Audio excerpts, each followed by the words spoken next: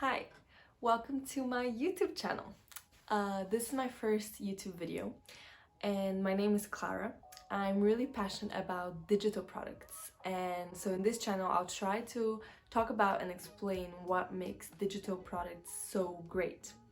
I am an aspiring product manager. In this channel I'm gonna try to just understand the vocabulary around product and talk about the features that make great digital products stand out and make them better than their competitors, and how they could be improved as well. And this is why I named the channel Product Savvy, because as with people who are tech savvy, that means they're comfortable, talking about tech and using tech. My goal is to be product savvy, so I want to be able to explain and put into words what makes my favorite digital products so great. So if you know a little bit about how product management interviews happen, one question that can come up is the question, what is your favorite digital product? And so basically, each video of this channel will be a different answer to this same question. This channel is for you if you're interested in tech products and digital products, if you're interested in product management and in products in general, if you like to ask yourself what makes digital products great and you're interested in how you could improve them, and if you're interested in this phenomena of addictive and delightful digital products. So if any of this sounds good to you, please make sure to follow this channel and to give this video a thumbs up and comment and all that kind of jazz. And in this video, we'll be talking about Spotify, which is one of my favorite digital products. This is how the video is going to go. First, we'll explain what Spotify does as a product. Then we'll try to identify which business metrics Spotify might want to improve. This will be important because further along the video, we'll try to think of ways Spotify can improve based on this business metric. Next, we'll identify the key users that Spotify might want to target and what problems these users have. And this is where Spotify comes in. We'll see how Spotify solves these problems better than any of their competitors. And finally, we'll finish by thinking of ways in which Spotify could improve. Alright, so what does Spotify do? Spotify is a digital music, podcast, and video streaming platform that gives you access to millions of songs and content from artists all over the world. In my view, Spotify has four main kinds of users. They have listeners, playlist curators is what I call them, so they're people who create public playlists for others to listen to. And then they have artists, of course, who share their music on the platform. And then they have advertisers. Finally, a note on Spotify's recommendations algorithm. Spotify is a really smart product, so the more you spend time on the platform and listen to songs and podcasts, the more Spotify will understand your tastes and your needs, and they will then recommend to you songs that they think you will enjoy. And so the more you spend time on the platform, the more the experience will be tailored and unique to you. Next, let's talk about the business objective. So I've chosen one business metric that I think Spotify, as it is today, is trying to improve, and that is user engagement. So improving user engagement means increasing the amount of time that the users spend on the platform and the number of features that they interact with. Here's why I chose this business metric.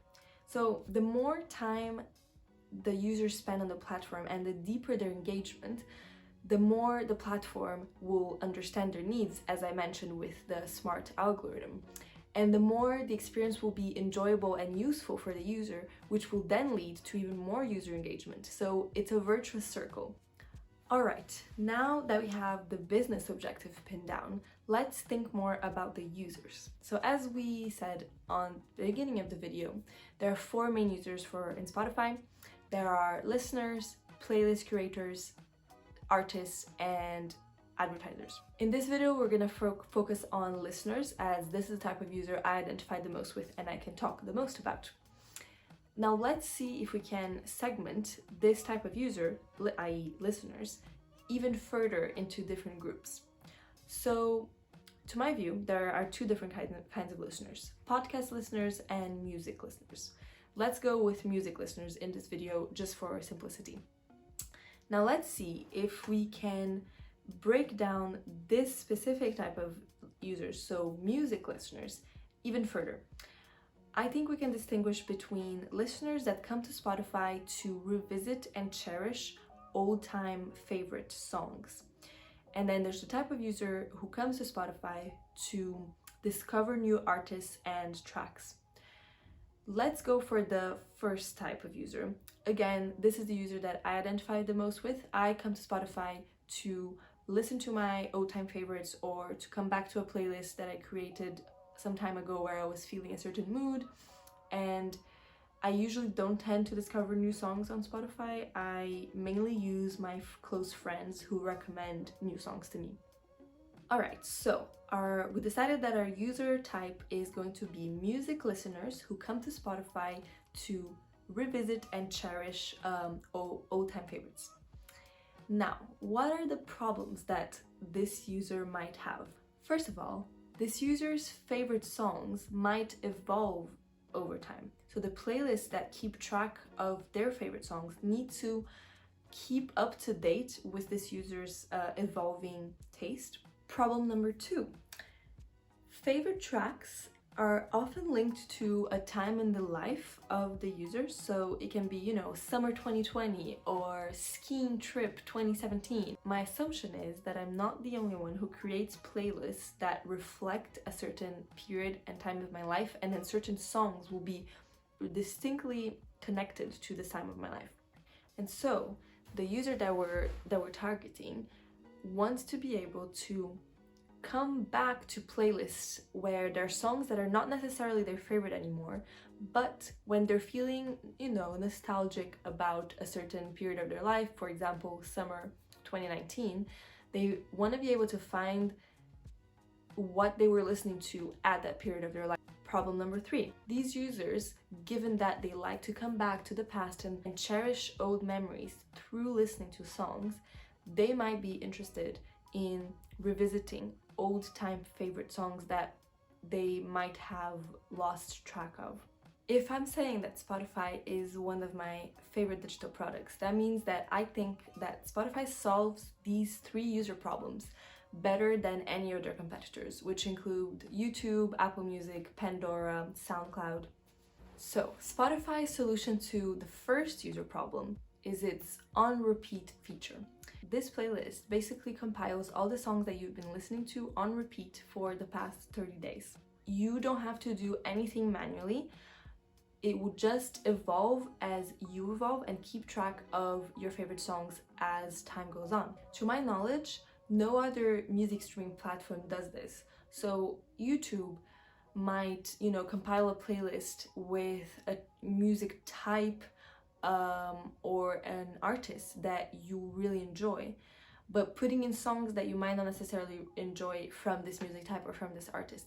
Whereas Spotify's on repeat playlist is really just taking into consideration the fact that you have been listening to this song more than, you know, 2 or 3 times in the space of 30 days. And this is really cool because the playlist then becomes this really eclectic, varied playlist. Alright, Spotify's solution to the second problem is its playlist, which is called Repeat Rewind. This playlist compiles the songs that you were listening to on repeat more than 30 days ago. Again, thinking about our user and their needs.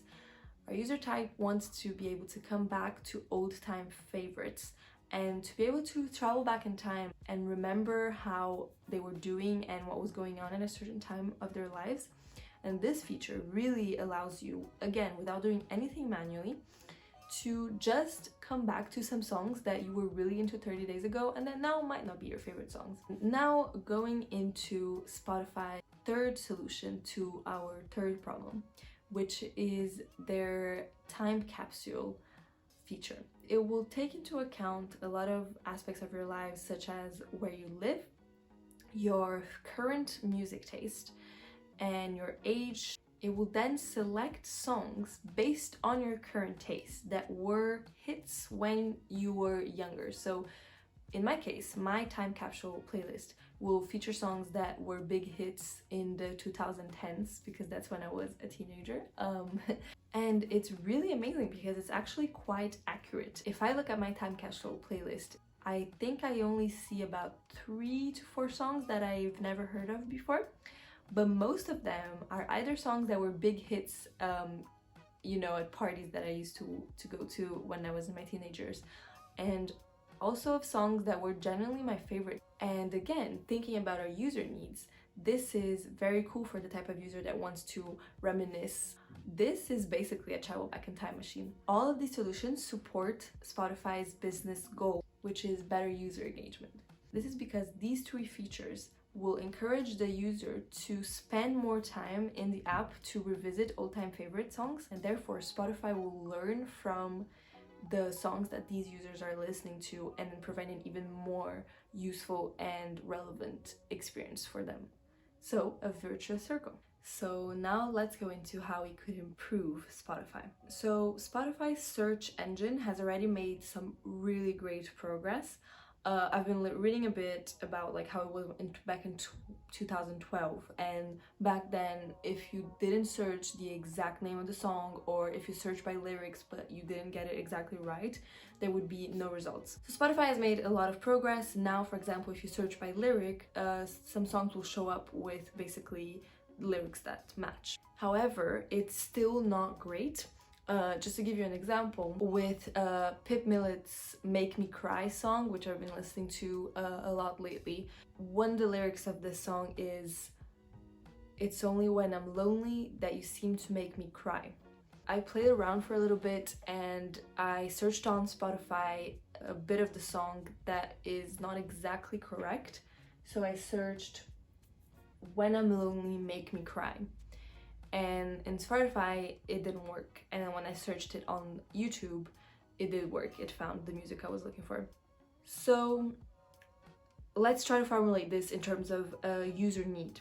So me as a user who wants to go to Spotify to revisit old-time favorite songs, I want to be able to find a song that I used to listen to in the past, but of which I forgot the name of the artist, the name of the song, and most of the lyrics, and be able to find the song with relative ease. The second problem that we could try to improve is the fact that, think about our target users, so the users that come to Spotify to listen to their favorite songs. If this user only comes to Spotify to listen to their favorite tracks and nothing else, this might in the long run make them use the app less, because they may not be open at all to searching for new artists and to exploring Spotify's, you know, bundle of other features. So one solution to problem number 1 would be to enter synonyms for a lot of the words in each song that is in Spotify's repertoire. A big trade-off here though is the time and cost that this would take Spotify to accomplish, with the risk of not totally removing this type of user pain. So for example, if the user still searches for the lyric with a word that Spotify hasn't entered as a synonym or similar word, then the user still would get the same pain of not finding the song they were looking for. So the solution, to be honest, it does not seem like a good compromise between feasibility and removing the user pain. So I'm gonna discard that for now. However, for problem 2, one solution would be to include in their current features, so the repeat, rewind, and the on repeat playlist, most notably, 1 or 2 tracks that, you know, based on the user's taste, could be tracks that they might like. So this would basically be Spotify recommending songs in these playlists where it's not the main goal. These playlists are really meant to be able to travel back in time or just to come back to favorite songs. A trade-off here is that this might disrupt a little bit the user experience. So, you know, as a user, I'm going to the repeat rewind feature and then I find a song that I wasn't listening to. It can throw the user a little bit, but I do think it's a good compromise because it might, in the long run, increase the user engagement, and this will be positive for Spotify. And if Spotify does it right, it will also be positive for the users, because then they will just discover new tracks that will enter their favorite tracks playlist. Alright, so Spotify is one of my favorite digital products because it makes it easy for users like me to come back and cherish old-time favorite tracks. It makes it really easy, I don't have to do anything manually, and it basically does all the hard work for me. Thank you so much for watching this video. I would love to know if you agree with the user problems and solutions that I talked about in this video, and I'd love to know how you think Spotify could be improved. So just let me know your thoughts in the comments below. Thanks so much for watching and see you in the next video. Bye!